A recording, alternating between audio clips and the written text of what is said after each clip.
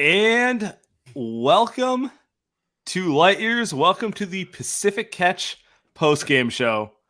Just for the record, the Warriors are undefeated anytime I order takeout from Pacific Catch. I advise all you guys, take up on it. Noodle time menu, delicious. I have that perfect, fullness, but I'm not uncomfortable. I can pod afterwards. It's great. Sitting in for Andy Liu, I got a couple special guests here from Temple of Hoop, Jason Maples, and the only man I know who both has Adam Silver and Elon Musk's phone number in their phone. Daman, what's up, my man? How's it going, man? Man, the Warriors beat the Utah Jazz with literally every one of their scorers out of the lineup tonight. No Steph Curry, no Andrew Wiggins, no Klay Thompson. Obviously, Jordan Poole played, but 3-0 on this homestand, and it does feel like the overarching thing is they're finally deciding to play like the Warriors again. Maybe they needed to have the fear of God put in them a little bit. Maybe it's just like, they were kind of lethargic for the first 2 months, and then Steph goes down, and it's kind of like, oh shit, we might fall out of the playoffs. That's kind of how I'm seeing, like, on the bigger picture side of this, where it's just kind of like everyone locking in. I think it probably starts with Draymond, and I would throw Klay in there, but he didn't play tonight, but it's been the case for the last two. Draymond with huge defensive plays down the end. I want to ask you guys, like, what do you see when you watch them right now? Yeah, I think though you brought up a good point about Steph going down. I think that any sort of development with players, ultimately you have to throw the players in the deep end and say, look, we need you. We actually need you. This is not a cute experiment anymore. We need wins. We're a 10 seed right now.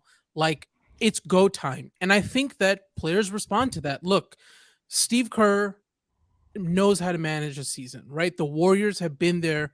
They're the most veteran team that's been together as a unit overall. They know how to manage seasons, and I have to give them credit. Like, they've been developing these guys slowly. They need them. They've thrown them in the deep end, and this is a legit win streak. Like, they're not looking out of place anymore. And yeah, this two timeline thing, as crazy as it is hey, they're still in the thick of it. Just to kind of piggyback off what Diamond said, I picked the Warriors to come out the West before the season. Like, even I haven't backed off of that. I've made my Pelican jokes, but I'm still hanging on to that Warriors pick. I just the young Maples is a fan of like 6 teams, and yet and still none of them can win the West. Right? It's like, man, it's crazy. One of them has to. Yeah, I just Wiseman hasn't been a complete, S show since coming back up. I think that's a big thing. But man, when you are got to be big on the margins, finding a guy like Ty Jerome, it helps. He's riding that Alvarado, that who's the guy in Indiana, little point guard in Indiana. It's like, you find guys like that to help you win games. So, and this Baldwin kid, I think outside of committee, he has the biggest upside of all their young prospects. I love Baldwin. So it's man. It's funny because, like, look, the Wiseman pick's going to be debated into eternity. It is right. What it is. Number 2 pick, they had a chance to pull off like the dream scenario. And he's a worker. Honestly, he does look a lot better right now. Like, nothing against him, but it's like, he's not LaMelo Ball. He's not like a superstar already. Like, it's a thing, injuries, all that sort of stuff. Outside of that pick, like, it's hard to say they haven't drafted well otherwise, because like Kuminga looks good. Moses Moody, I just don't know where he can find minutes right now. Like, it's more of kind of he's just being frozen out by the situation, but I wouldn't say he's bad. And then Baldwin at 28 was always going to be kind of like, it's an upside swing, but like, look, man, he was supposed to be a top 10 pick before the season started. And like, you could see he looks like a Warrior player, and he's 20 years old right now. Yep. No, totally. And it's cool. The Wiseman thing has been cool because he's playing like 7 minutes and 9 minutes, but they're actually valuable minutes now. Right. And that has been probably the best thing, where you're out there, you're earning the minutes. And I think This is the kind of positive reinforcement development that you can get from 7-8 minutes to 10-12 minutes to 14 Right. minutes as it progresses. But it's very clear to him now, I think, what the Warriors need from him. And if he keeps providing that, yeah, absolutely. This is working out. Yeah, I think the biggest thing the Warriors have done, to me, at least what I've seen, they've simplified what they've asked him to do. I think his first stint playing, it was just a lot that was being asked of him on both. And I think he has a very simplified role, and that's allowing him to grow from that is the best way to help him develop it, in my opinion. Yeah, for sure.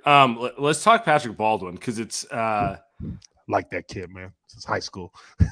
Dude, first off, is he 6'10"? Like, the first thing I noticed when I saw him, someone was like, dude, you're very big. You know, but it's just like he looks exactly like a Warriors play, just understands how to play, like IQ out the whatever, and then just can really shoot the ball. Like it's kind of in some ways it ties together with Wiseman, because like the Warriors, if you want to like go big picture on this, like all three guys, high school pedigree, like they were known guys. Wiseman, Kuminga, Baldwin were all like known guys, and all three kind of had rough goes of it in their one and done year, right? Like in whatever way you want to put it. And I don't know if there's something to that with drafting, but it's like clearly they're not putting too much stock into Baldwin's whatever the hell, Milwaukee experience was, and like they're not putting too much into Kuminga kind of being inefficient in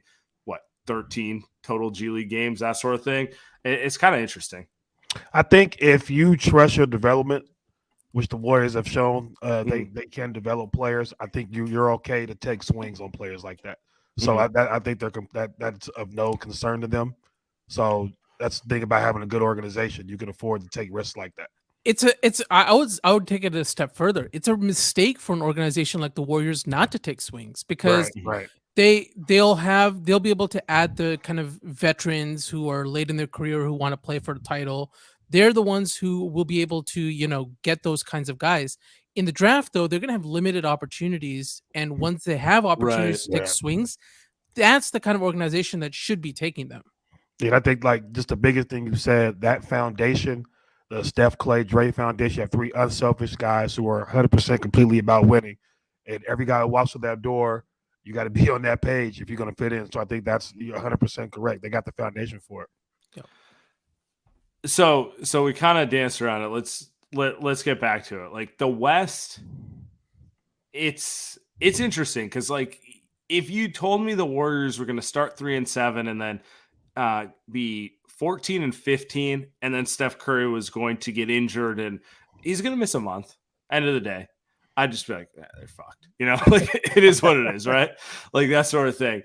But because, and I'm trying to pull up the standings right now, because the West kind of is what it is right now, they're very much in the thick of this. They are currently the 10 seed, but what separates them, and keep in mind this is before the win, so they're 18-18.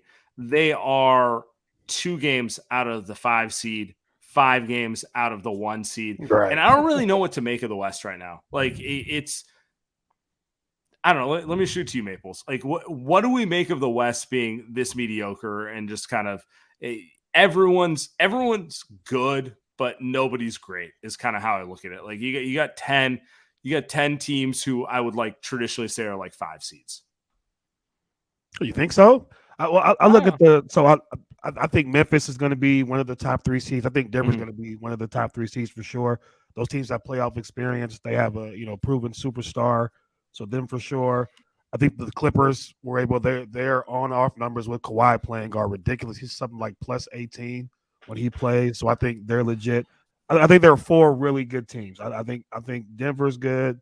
Memphis is good. The Clippers are good, and I believe in the Pelicans. You think they're going to separate, or you think it's just one of those things where it's like the Clippers are the obvious one? Like, right? Yeah. They don't care if Kawhi plays 40 games. They just want him healthy when it's May, right? So they don't care if they're the 5 seed. Like, do you actually think they're actually that good, or it's just one of those situations?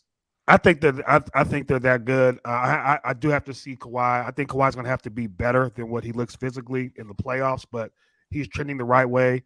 And when he plays, that team is really good. I think there are 4 good teams in the West. I'm still picking the Warriors, even if they end up with like a 5 seed or something like that. But I think New Orleans is really good. I think Denver's good. I think Memphis is good. And I think the Clippers are good. And I think there's a little bit of a separation after that group of teams. But that's probably my first tier right now. Yeah, I have to say I feel very confident that the Warriors remain the favorites. Obviously, Right, yeah. this is there's always the caveat of if healthy that applies for any of these teams.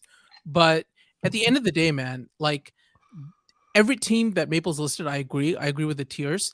There's nobody nearly as battle tested as this Yep. Warriors team. And I think a big part of the reason why like these teams are kind of bunched up together, these are, I think, the next few years, they will be kind of emerging and they will have the battle scars. They will have the playoff togetherness.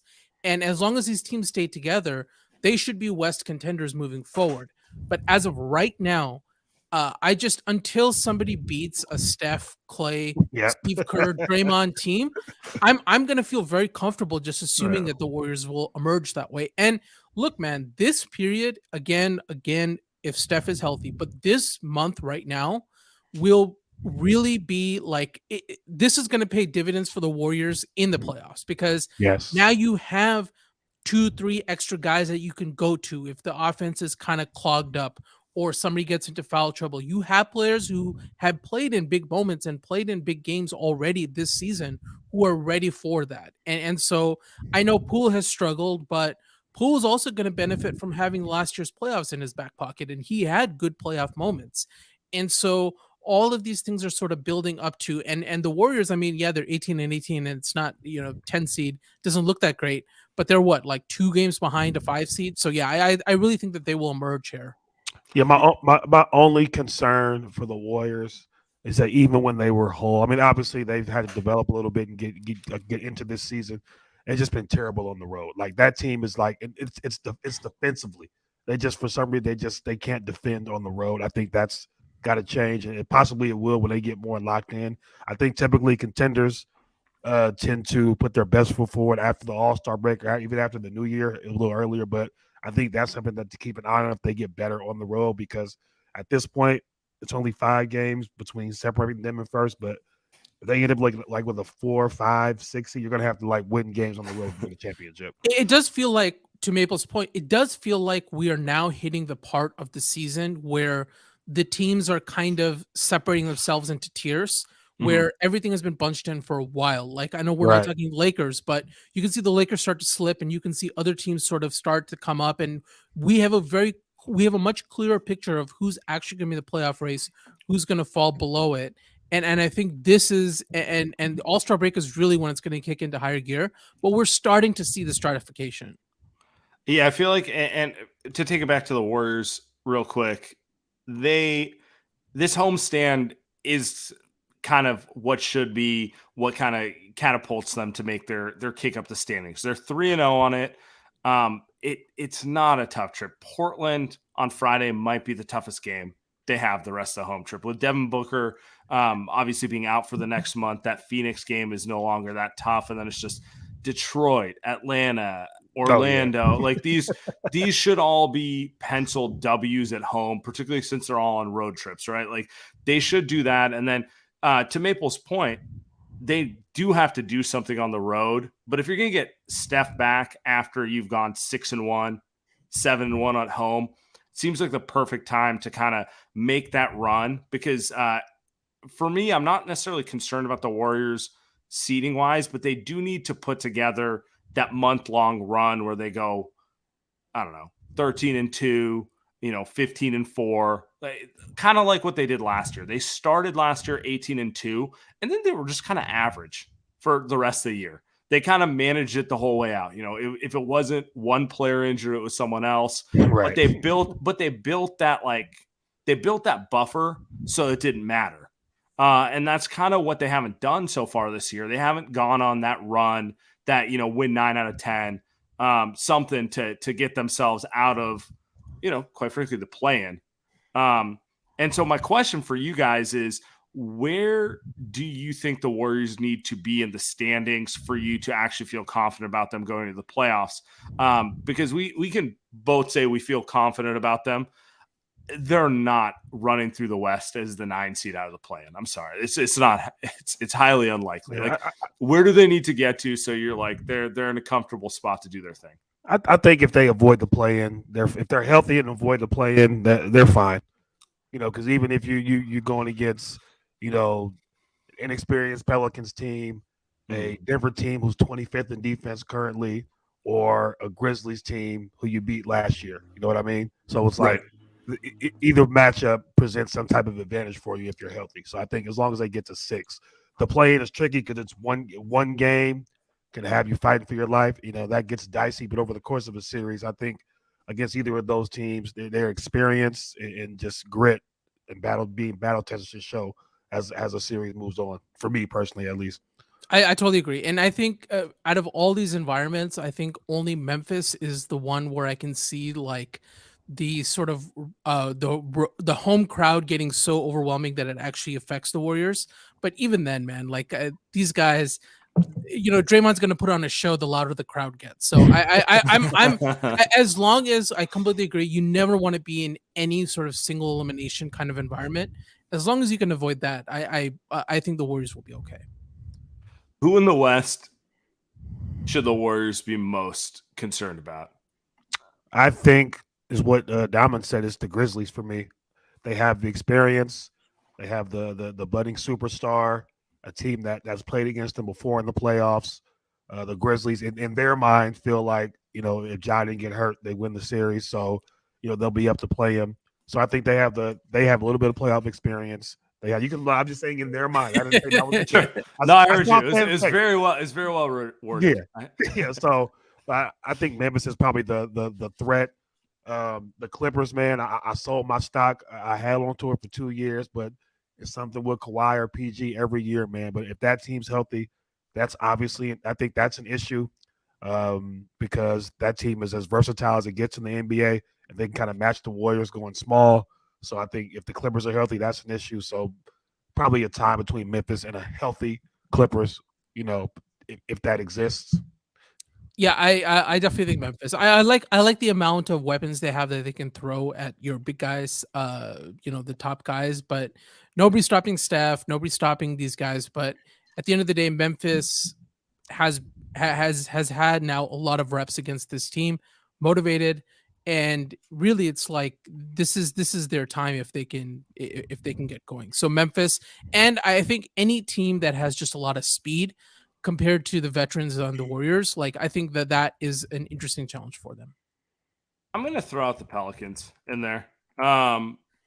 Experience. Probably a year early, but like just in terms of kind of like I like the roster construct just screams a team who will eventually give the Warriors an issue. It's like Zion's when he's right, he commands a double team at any time, right? Dude, man.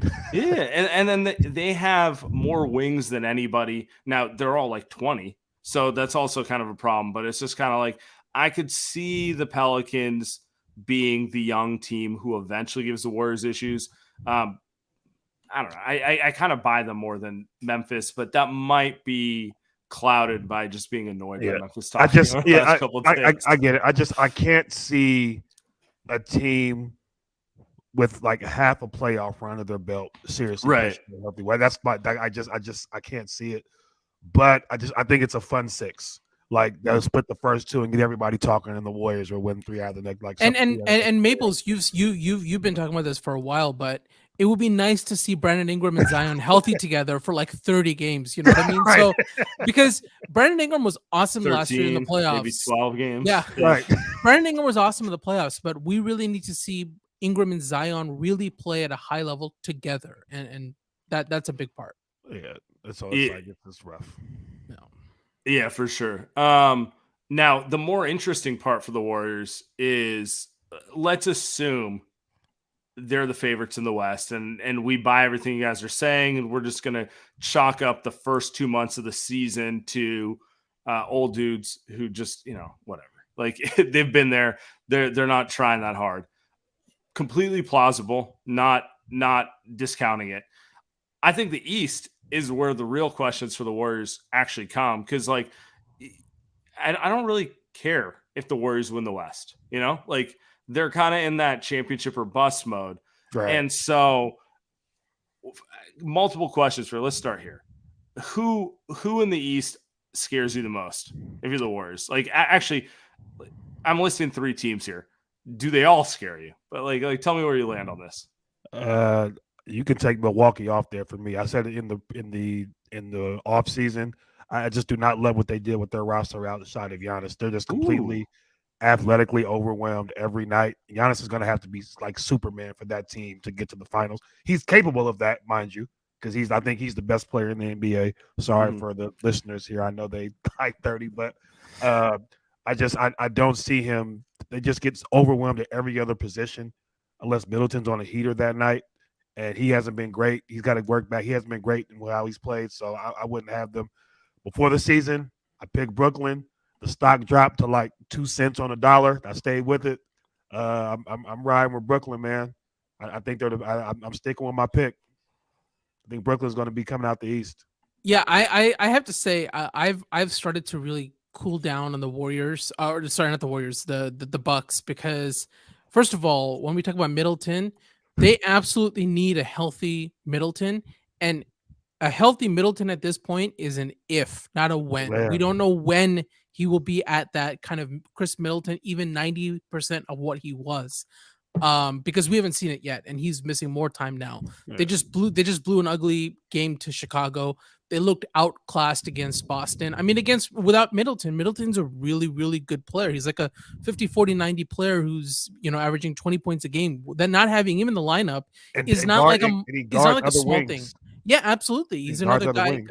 So I actually think, I mean, I don't want to, as a Laker fan, I don't want to say this, but I think you're underrating Boston a little bit here, because we're gonna edit this out anyway. No, but like last season, man, I know Boston should not have been as close against Milwaukee. It should not have been as close against Miami. Those series though ended up being so long that by the time they got to the Warriors, I think they got tired. And I think that as long as they take care of business, as long as they have Robert Williams and all these guys ready to go and healthy, I actually do. I am very, very concerned at this point about a Boston Celtics championship, because it's Tatum looks good, Jaylen Brown looks good, like all these guys look good, and the Warriors, if they get back to the finals, they're not going to be. I don't see them being as good as they were last year, and just that margin, if Boston's 5% better and the Warriors are 5% worse, that's a flip of a series. That's how the series flips on its head. So. Unless I would be praying to the Greek gods that Giannis goes supernova, I am concerned about Boston. Giannis is like the last. He's going to get his 30 and 11 on like 55-60% shooting. Yeah. It's the rest of the roster might get 40. Yeah, the rest of the roster just gets overwhelmed by any level of good athleticism, and I think that's where their issue would be. So, Chat saying Kyrie's going to do something. I'm not gonna lie. Is that a good or a bad thing? Right. I was like, what is he going to do? I mean, he might score 50. He might get himself suspended for something he does off the court. Like, I don't know. I actually agree with Maples. Brooklyn looks like the best team in the NBA. And it's like, as amazing as KD and Kyrie look, like the roster just looks better than it did last year overall. Yeah, I just like watching them more. Yeah, they found something with that Claxton, Ben Simmons defensive front line. Yeah, like they're I believe a top 7 defensive team in the 27 games that Jacque Vaughn has coached, and Claxton and Ben Simmons have just been great together defensively on that front line. And then KD is defending, and then you got a chance to hide Kyrie or whatever shooter you put on there. I don't think Utah's going to shoot 54% from 3 for the entire season. But even if it comes down to like 40, that's still a big plus. Yeah. You know what I mean? But even then, you throw in like they just got TJ Warren back. Right. He's obvious he can play. Right. Royce O'Neal. Every team could use a guy like that. Like it makes sense what they're doing. It's just for me with Brooklyn. It's like I got to see you play 6 months without like something weird happening. Like it's not. I have no questions about the basketball side of it. Like I do try. Like they're rolling right now. It's just there's always something, man. Right. I agree with everything you guys are saying. And I think that Ben Simmons has been a very crucial part of what they've been doing for the last, whatever run. Mm-hmm. In the playoffs, I'd like to see what Ben Simmons can do, because when it comes down to a playoff series, the opposing defense is going to be like, okay, Ben Simmons, you're going to have to score for the Nets to win. We're going to send you to the line. We're going to do all this stuff. Those pressure environments, those high leverage moments when defenses are geared in and say, we're going to take KD out. I mean, as much as you can take KD out, you can do whatever you want. KD's still going to get his, but we're going to make it hard for KD. We're going to sell out on Kyrie, and Ben Simmons, you are going to make that happen. Well, and that's what I want to see. Yeah. So here's what I've seen. So in Philadelphia, I think the issue was, Ben's not aggressive. That's the main thing. Like his mentality isn't, normally how you want it for a guy, paid like that, draft pedigree, all that. I also feel like he and Embiid occupied the same space. Yeah. Embiid needed the basket, and Embiid, that's where he gets his money. What I've seen since Jacque Vaughn's taken over, they do a lot of stuff that the Warriors do to counteract how they defend Dre. But if you want to sag off on Ben, we're going to run Kyrie and KD off dribble handoffs where your sagging defender's not there. They get a run and start towards their mid-range pull-ups or attacking the basket. We're going to use him as a cutter. We're going to use him as a high post hub around these, lethal 3-level scorers we have in shooters like, Harris and Yuta and TJ Warren coming off the bench, giving you double figures. So I think Jacque Vaughn's being a lot more creative than, Doc Rivers was able to be and is. And then I also thought Steve Nash was just overwhelmed with the lack of experience coaching. So I think, the coaching has made a world of difference on that team. Just having a coach who's like, hey, I've done this before at the NBA level. No, I agree with that. That's good points. Let's take it back to the Warriors here. Do you feel confident about the Warriors in either of these matchups without making any sort of roster change? Because that's what I keep kind of marinating in my head. And I can dance with the most like warrior colored glasses, or I can get like super pessimistic and be like, yeah, dude, trade machine, get everyone out of here, that sort of thing. And I can't really figure out where I decide where I land on it. So I want to ask you guys. I'd like to see the Warriors add, last year, the same thing. I mean, they won regardless, a wing or a big. I feel like they're versatile enough to work around a front court player, but just, I think a wing or a big, just adding one. And what's the status on Wiggins? Like, is he? He's supposed to play. He was supposed to play yesterday, but after he got over the injury, he got the flu. So he should play on. He should be in lineup on Friday. But like the way everyone's getting sick, who knows? So. Yeah, I think that Wiggins coming back, Steph coming back. I think that I totally agree that a front court kind of depth player who, I mean, I'd be curious who's available on the buyout market. But I would target that. I mean, I definitely wouldn't target any guards or anything like that. But I think Wiggins is, he's officially just a big impact player at this point. So him coming back will stabilize a lot of that. Yeah. I mean, it's interesting because it does feel like a very wide open NBA season. Like overall, this whole discussion, like, look, man, we can Giannis is terrifying when he's locked in. The Nets look amazing right now. They do look like the best team in the NBA today, December 28th. None of these teams feel overwhelming though. None of them feel like, like you're running into, 2001, like Shaq and Kobe. Yeah, but I think that's the NBA though. Like I've said this a few times. When KD went to the Warriors, I think it just broke what people's vision of team building was. Like if you look back in hashtag NBA ruined history, the NBA. Like 95% of NBA champions had a roster kink somewhere that was like, hey, this could have cost them. It's just when you add KD to a team that won 70 games, there's nothing to attack. And I think, people look for the perfect roster. It just doesn't exist. Even both finals contenders had big, like Warriors had a size issue. The Celtics didn't have a facilitator. You had a left hand issue. Yeah, turn the ball over like it was like going out of style. You know what I mean? And they were in the final. So I think teams are going to have a wart or two, and I think it's up to the coaching and then these superstar players to mask / overcome all that. One of my and to your point, Sambo, what you said, like one of my most old man stances is that you're not going to win in the playoffs without being battle tested and together. Sure. And that is one of the big reasons why when you say that there's no juggernaut emerging in the NBA right now, that's why I just openly defer to the teams that have been there and have been through it multiple times, because if there's not a lot separating you talent wise, and kind of system wise and all that, I will always just bet on the fact that the team that's been there the longest, who's done it the most together, will emerge from that pile. And that's why I maintain that the Warriors are the favorites in the West, and my personal favorites in the East are Boston. And the only two teams who have been together for a while now, who've been battle tested, are Boston and Milwaukee. So, and I just think Boston is a better roster at this moment. I mean, don't you got Genie Bus number, man? Text her some tips, bro.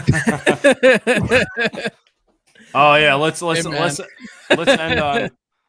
end on your guy. Pull up the. Oh, brother. Is it happening? Do we have? I got to tell you, man. I think you are underrating the potential of LeBron James. Being a Light Years podcast guest at some point. I'm telling you, man. Oh, I don't think it's happening. I would. I think the safest bet is same thing he did he left Miami, saw a bunch of young pieces and potential for, roster makeover in Cleveland. And I wouldn't be surprised if he doubled back a third time. Garland and Mobley to the Lakers. Hey. I know you I'll guys take aren't. Dean, I'll take Dean Wade. Come on. We're down bad, brother. Oh, it's I don't want to. Yeah, we don't want to add 15 minutes to the show, bro. But it's not good. It's sad. Look, I am not going to. It's high quality Photoshop. It is. I'm not going to sit here and pretend like, oh, this is all Rob Pelinka. Obviously, we know LeBron and AD pushed for Russ, and that kind of ended this kind of era, I think, effectively. But I mean, come on, man. That was 18 months ago. They didn't negotiate the trade themselves. They didn't have to throw in a first rounder. Like LeBron didn't say do all that stuff, right? I mean, it's just like what are you doing, right? And so, I at some point, I'm just like, all right, man, you can stop crying about it and just do your job. And again, LeBron is not blameless, of course not. I'm not saying that. But I remember you guys asked me when we did the Summer League Light Years podcast.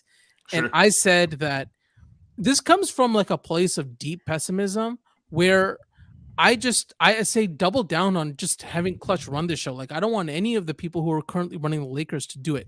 Let me tell you this, man. If you have LeBron James and Anthony Davis effectively gift wrapped to you, and you can build a top 10 in the conference team back-to-back years, I don't trust you to do anything with those 2027 picks and 2029 picks because nothing is changing about that. That's family. This is a family-run business, and family members are in charge of those positions.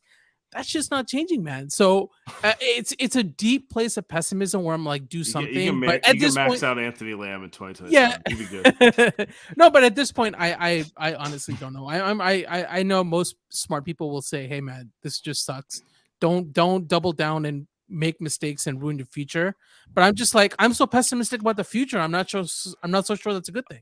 First off, I played poker with you at like 3 a.m. in Vegas, so I'm not surprised you're doubling down for no fucking reason. So I watched it in real time. And I was just like, oh, it worked out for you though that time. So. It did. You can wallow in that.